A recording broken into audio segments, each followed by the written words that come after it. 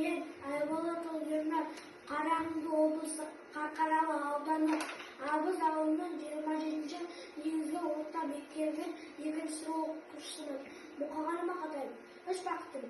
Ең бірінші бақытым халқым менің, соған берем ойымның алтын кенін. Ол бар болса мен бармын, қор болмаймын, қымбатырақ алтыннан нарқым менен.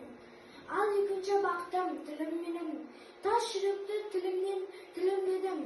Кей-кейде дүниеден тілінсем де, қасиетті тілімнен тілінбедім. Бақытым бар үшінші отан деген, Құдай деген кім десе отан деген.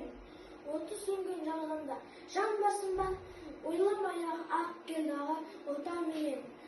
Түтін түтет өз өлбі көгереме, немелер көбейсін жөнелер.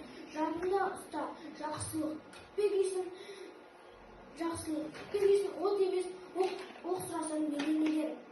3 бірдей бақытым бар алақанда, мені мұндай бақытты жаратармын. 3 күн нұрын төгіп аспанымнан, Атырау, Алтай, Арқа, Алатауға.